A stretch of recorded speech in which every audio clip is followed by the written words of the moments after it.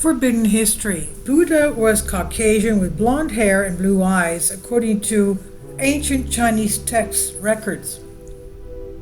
A couple of months back, I did post a very surprising article that I found concerning Genghis Khan. He had red hair and blue eyes. Now, the forbidden history. Buddha was Caucasian with blonde hair and blue eyes. The new findings are forcing some to look at ancient Chinese texts.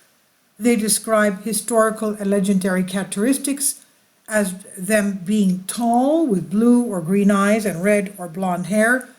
There are these stories, but they thought it was a myth or legend. Now it turns out that these texts are true, and they're not a myth, they're actually recorded in ancient Chinese texts. The landscape of China was not only full of huge pyramids, but also hundreds of ancient blonde mummies with Caucasian features. Discoveries in the 1980s, mysterious structures of the Gobi Desert, and blonde mummies have brought to light what was hidden, and which are also genuine Caucasian. What was recorded even back in the 1930s, according to some researchers. From the available evidence, it was established that during the first 1,000 years after that, there were only Caucasians in China. East Asian peoples began to appear in the eastern parts of the Tarim Basin about 3,000 years ago, Meyer said. The first ruler of Mongolia, Temujin, in 1167 to 2027 AD, was a man with Scandinavian racial characteristics. According to the Persian historian Ab-ul-Ghazi, his mother was known as Alangoa, beautiful Alan. The Mongolian tribes appeared later in the area.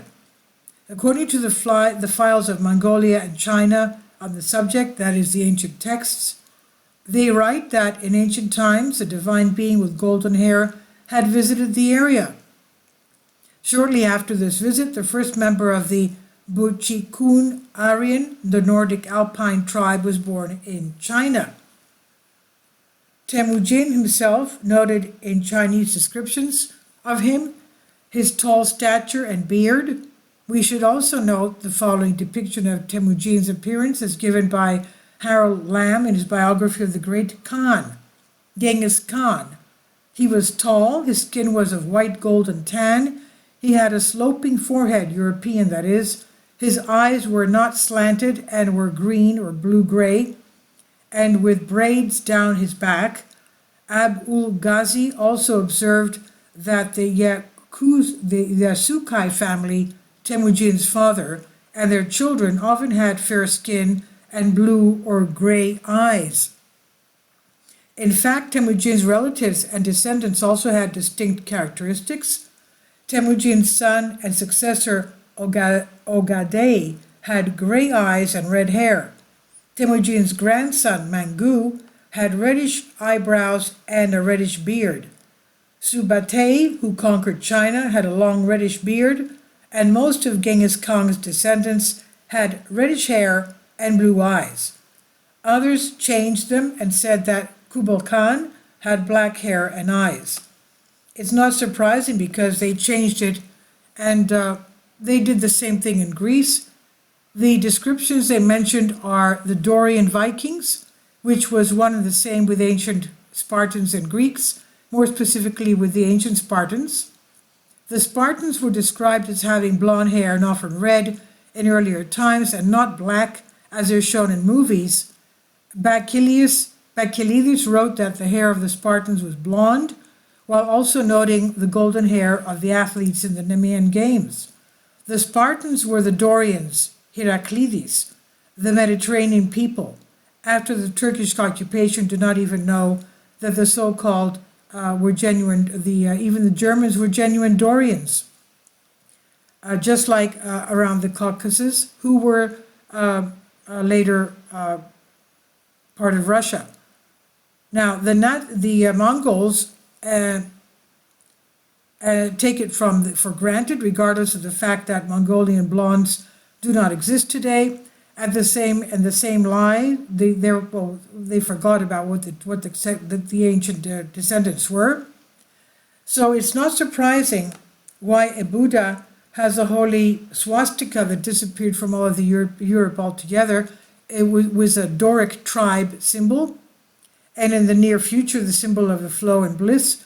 The two lines that create the swastika are spirit together with matter, and the four hooks indicate the movement of the world in the infinite and eternal cycle.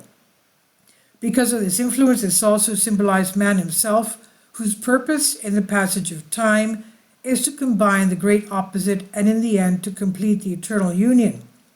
And here again, these signs were, of course, forgotten. This was a Greek symbol. Note the Doric salute was only taken up by, of course, the Nazis. This was a Greek salute. They also work for descendants of ancient Greeks in today's Greece. So, this is something very strange. We are not taught this in history, but the ancient texts of Chinese records show that this was exactly the description of Genghis Khan and his descendants. We have a lot to learn from these ancient Chinese texts. Please leave your comments, and thank you for your support. Finally, support my Patreon account. The daily posts are 5 videos daily, and they are totally different from what I have on my YouTube channel. Thank you so much for your support and that you find all my content so interesting. You'll find the Patreon account details in the description box below.